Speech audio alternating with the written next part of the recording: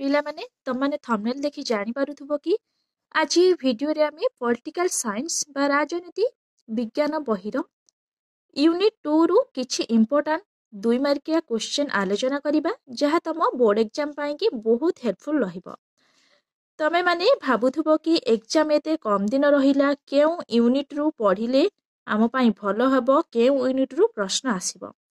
ତ ପିଲାମାନେ ଗୋଟେ କଥା କହିବି କି ଯେଉଁ 80 ମାର୍କର ପ୍ରଶ୍ନ ଆସିବ ନା, ସେ ସବୁ ପ୍ରଶ୍ନ ତମମାନଙ୍କ ବହିରୁ ହିଁ ଆସିବ, ପ୍ରତ୍ୟେକ ୟୁନିଟ୍ରୁ ହିଁ ଆସିବ।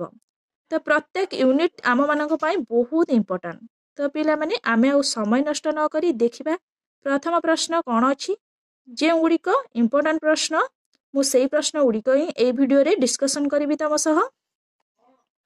ତା ପୂର୍ବରୁ ପିଲାମାନେ ତମମାନେ ଯଦି ଏହି ଭିଡ଼ିଓଟିକୁ ଦେଖୁଥାଅ କିମ୍ବା ଏହି ଚ୍ୟାନେଲରେ ନୂଆ ଅଛ ତାହେଲେ ଚ୍ୟାନେଲଟିକୁ ପ୍ରଥମେ ସବସ୍କ୍ରାଇବ୍ କରିଦିଅ, ଯାହାଫଳରେ ତମମାନେ ଘରେ ବସି ଏଇଭଳି ପ୍ରଶ୍ନ ମୋବାଇଲ ସାହାଯ୍ୟରେ ପାଇପାରିବ।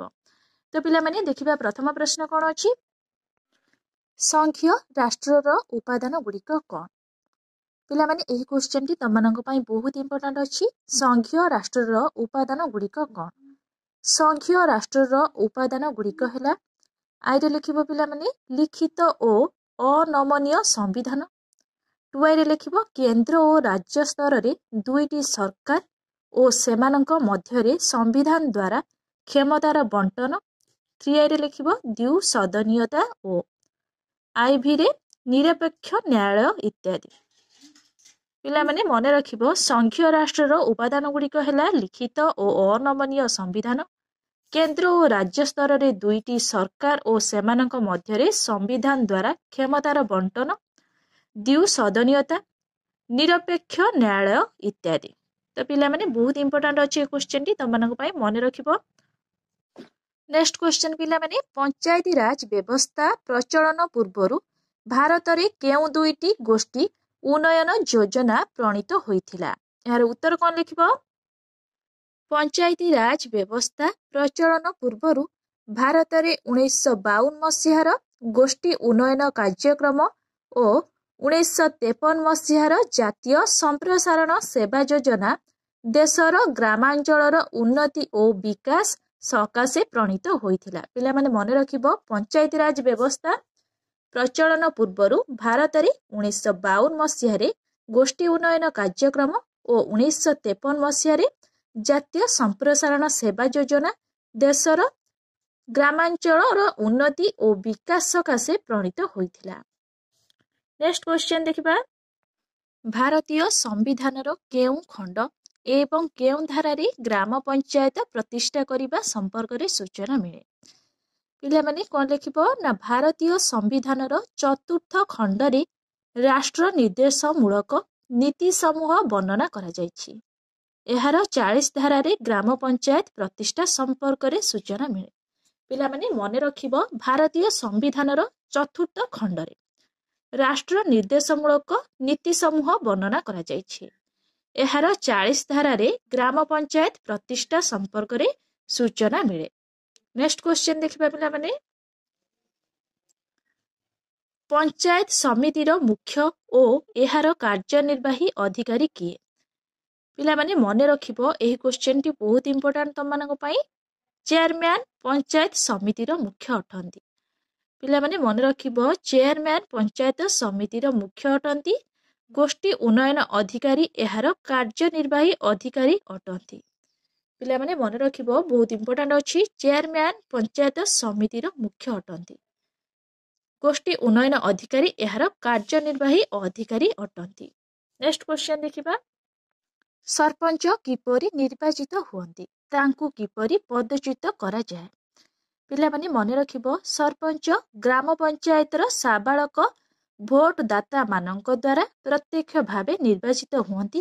ସେ ସମ୍ପୃକ୍ତ ଗ୍ରାମ ପଞ୍ଚାୟତର ମୋଟ ସଭ୍ୟ ସଂଖ୍ୟାର 2/3 ସଭ୍ୟଙ୍କ ଦ୍ୱାରା ଗୃହୀତ ପ୍ରସ୍ତାବ କିମ୍ବା ପ୍ରମାଣିତ ଦୁର୍ନୀତି କାରଣରୁ ଜିଲ୍ଲାପାଳଙ୍କ ଦ୍ୱାରା ପଦଚ୍ୟୁତ ହେଉଥାନ୍ତି।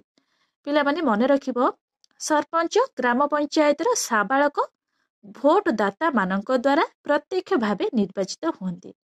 ସେ ସମ୍ପୃକ୍ତ ଗ୍ରାମ ପଞ୍ଚାୟତର ମୋଟ ସଭ୍ୟ ସଂଖ୍ୟାର 2/3 ସଭ୍ୟଙ୍କ ଦ୍ୱାରା ଗୃହୀତ ପ୍ରସ୍ତାବ କିମ୍ବା प्रमाणित दुर्नीति कारणरू जिलापालଙ୍କ द्वारा पदच्युत होइथांती। तो पिला माने नेक्स्ट क्वेश्चन देखिबा। म्युनिसिपालिटीर चेयरमैन किपरि निर्वाचित हुअन्ती? म्युनिसिपालिटीर चेयरमैन किपरि निर्वाचित हुअन्ती?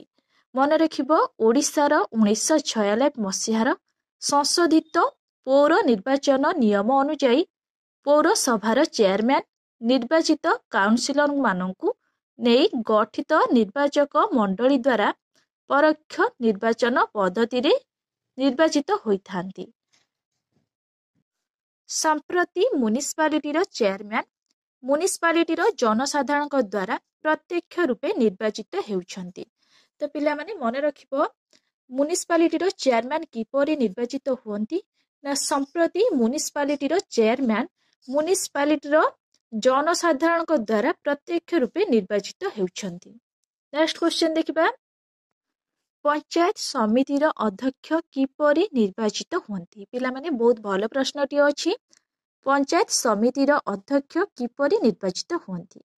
उत्तर लिखिबो 1942 मसीहार संशोधित नियम अनुଯାयी प्रत्येक पंचायत समिति अधीन रे थिबा ग्राम पंचायत गुड़िकरू प्रत्यक्ष भोटदान व्यवस्था अनुଯାयी निर्वाचित पंचायत समिति सदस्य मानक द्वारा गठित निर्वाचन मंडली द्वारा परोक्ष भावे पंचायत समितिर अध्यक्ष निर्वाचित होइथांती। पिला माने मन रखिबो 1942 मसीहार संशोधित नियम अनुଯାयी प्रत्येक पंचायत समिति अधीन रे थिबा ग्राम पंचायत गुड़िकरू प्रत्यक्ष भोटदान व्यवस्था अनुଯାयी निर्वाचित पंचायत समिति सदस्य मानक द्वारा गठित निर्वाचन मंडली द्वारा परोक्ष भावे पंचायत समितिर अध्यक्ष निर्वाचित होइथांती। पिला माने मन रखिबो। नेक्स्ट क्वेश्चन देखिबा। बलवंत राय मेहटा कमिटी काहेकि गठित होइथिला ओ कोन सुपारिश करिथिले? तो पिला माने एही क्वेश्चन टी तमनक पई बहुत इंपोर्टेंट अछि, बहुत समय रे परीक्षा रे आसे मध्य। उत्तर लिखिबो भारत रे गोष्ठी उन्नयन योजनार कार्यकारितार मूल्यांकन ओ सफल कार्यकारिता निमंते सुपारिश करिबा पई 1957 मसीहारे बलवंत राय मेहटा कमिटी गठित होइथिला। यह गणतांत्रिक विकेंद्रीकरण पाई पंचायती राज व्यवस्था सुपारिश करिथिले। पिला माने ए क्वेश्चन टी तमने मन रखिबो, बहुत इंपोर्टेंट अछि तमनक पाई। नेक्स्ट क्वेश्चन देखिबा। ग्राम सभा कोन? ग्राम सभा कोन? उत्तर लिखिबो प्रत्येक ग्राम पंचायतर समस्त नागरिकंकु नेई गठित सभा को ग्राम सभा कहा जाए।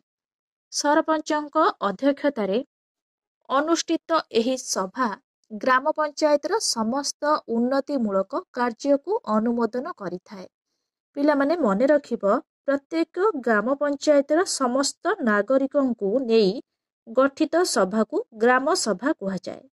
सरपंचक अध्यक्षतारे अनुष्ठित एही सभा ग्राम पंचायतर समस्त उन्नतिमूलक कार्य को अनुमोदन करिथाए। पिला माने मने रखिबो ग्राम सभा कोन?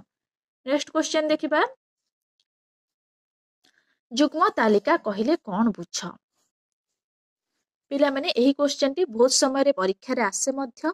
मने रखिबो जेउ तालिका भुक्त विषय गुड़िक उपरे उभय केंद्र और राज्य सरकारंकर कर्तृत्व थाए ताकू जुग्म तालिका कहा जाए।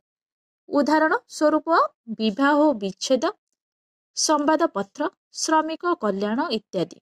किंतु केंद्रीय आईन और राज्य आईन मध्य विवाद देखागले केंद्र आईन बलवत्तर रुहे।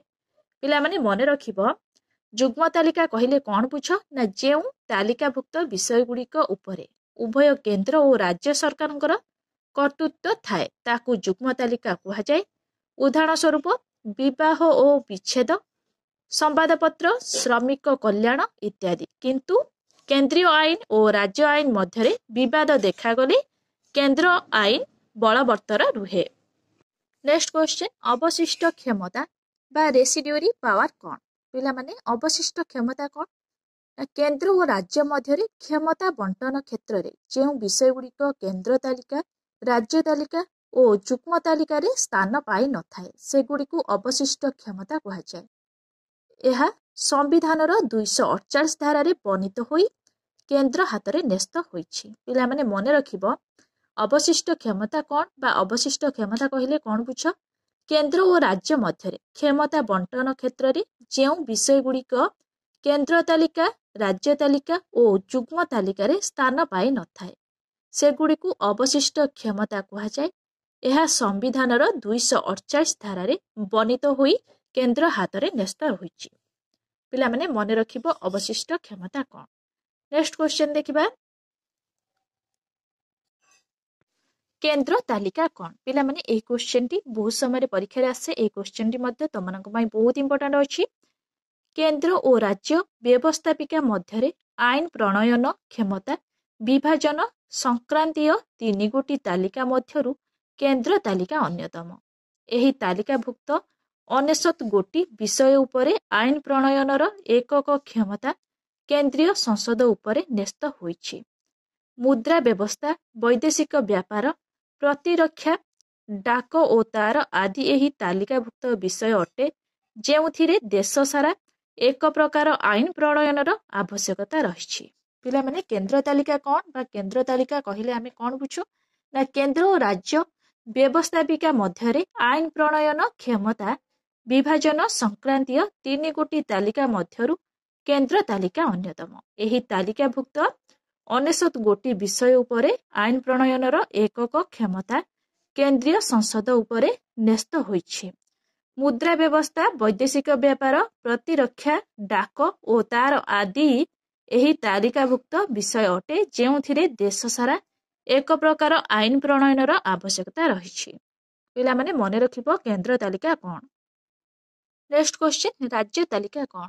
पिला माने बहुत समय परीक्षा प्रश्न आसे 3 मार्किया प्रश्न केंद्र तालिका और राज्य तालिका मध्य पार्थक्य दर्शाओ। पिला माने केंद्र तालिका आमे पढ़िले एबे राज्य तालिका देखिबा। राज्य तालिका भुक्त 61 विषय उपरे आईन प्रणयनर क्षमता राज्य व्यवस्थापिका को दिया जाइछि। आईन श्रृंखला स्वायत्त शासन कृषि स्वास्थ्य और परिमल पुलिस आदि आंचलिक स्वार्थ युक्त विषय एही तालिकाभुक्त अटे। जरूरी परिस्थिति 250 धारा राज्यसभार स्वतंत्र प्रस्ताव 249 धारा 2 बा अधिक राज्यंक अनुरोध 252 धारा अंतर्जातीय चुक्तिर कार्यकारिता 253 धारा क्षेत्र रे एही तालिकाभुक्त विषय उपरे केंद्रीय संसद आईन प्रणयन करि पारे। पिला माने मने रखिबो राज्य तालिका कौन ना राज्य तालिकाभुक्त 61 गोटी विषय उपरे आईन प्रणयनर क्षमता राज्य व्यवस्थापिका को दिया जाइछि। आईन श्रृंखला स्वायत्त शासन कृषि स्वास्थ्य और परिमल पुलिस आदि आंचलिक स्वार्थयुक्त विषय एही तालिकाभुक्त अटे। जरूरी परिस्थिति 250 धारा राज्यसभार स्वतंत्र प्रस्ताव 249 धारा 2 बा अधिक राज्यंक अनुरोध 252 धारा अंतर्जातीय चुक्तिर कार्यकारिता 253 धारा क्षेत्र रे एही तालिकाभुक्त विषय उपरे केंद्रीय संसद आईन प्रणयन करिपारे। पिला माने एही धारा गुड़िक तो माने मने रखिबो काहेकि ना परीक्षा रे शॉर्ट टाइप प्रश्न आसी पारे। देखिबा नेक्स्ट क्वेश्चन पिला माने व्यवस्थापिका संपर्क क्षेत्र रे केंद्र काहेकि अधिक क्षमता उपभोग करे। व्यवस्थापिका संपर्क क्षेत्र रे केंद्र काहेकि अधिक क्षमता उपभोग करे। पिला माने देखिबा व्यवस्थापिका संपर्क क्षेत्र रे केंद्र अधिक क्षमता उपभोग करे कारण केंद्र तालिका परी एक बृहत तालिकाभुक्त विषय उपरे आईन प्रणयनर व्यापक तथा एकक क्षमता केंद्रीय संसद उपभोग करुछि। जरूरी परिस्थिति 2 बा अधिक राज्यंक अनुरोध राज्यसभा गृहीत प्रस्ताव आदि भित्तिरे राज्य तालिकाभुक्त विषय उपरे केंद्र आईन करिथाए।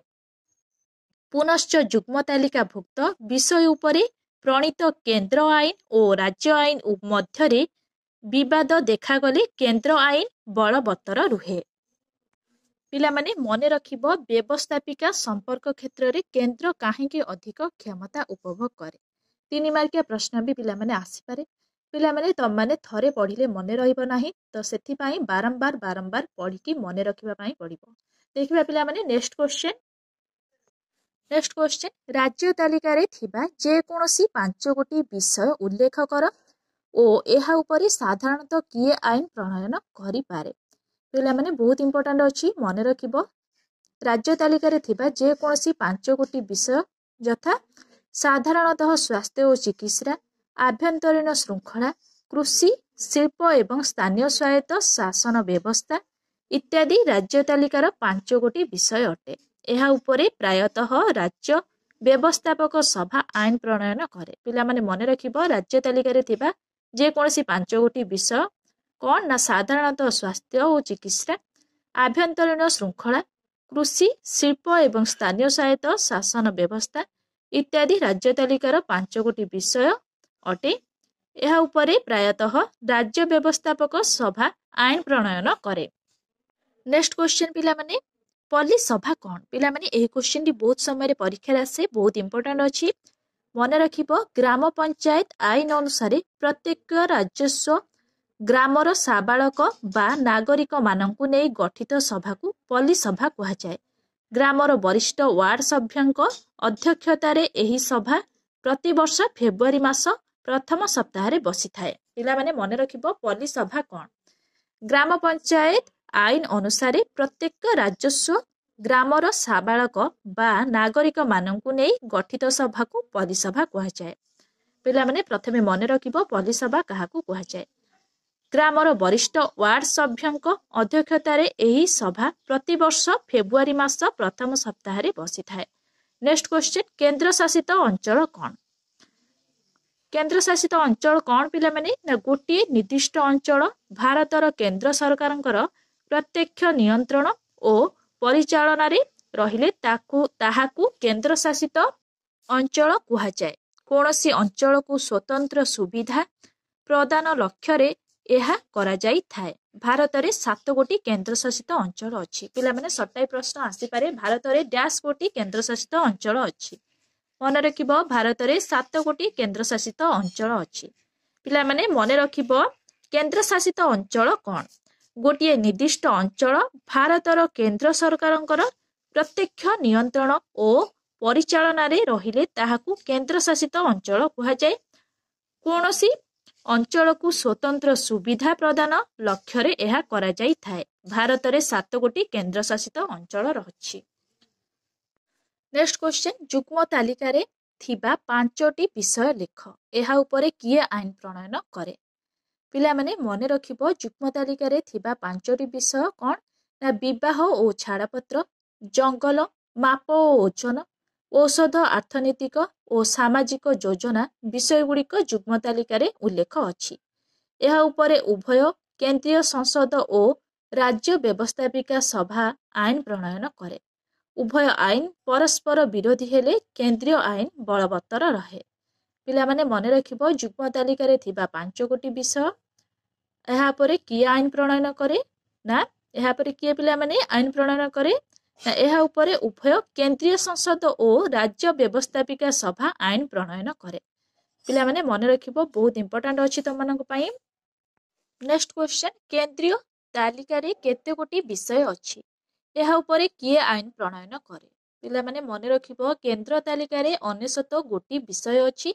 एहा उभय केंद्रीय संसद आईन प्रणयन करे। पिला माने परीक्षा रे सट्टाई प्रश्न आसी पारे केंद्र तालिका रे डैश गोटी विषय अछि। मने रखिबो 99 गोटी विषय अछि। एहा उपरे केंद्रीय संसद आईन प्रणयन करे।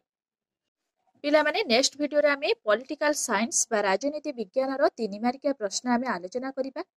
ता पूर्व पिला माने तमनकु जदि एही वीडियो टी भल लागि थाए ताहले लाइक शेयर सब्सक्राइब करिया को जमा भी भूलिबनी। Thank you.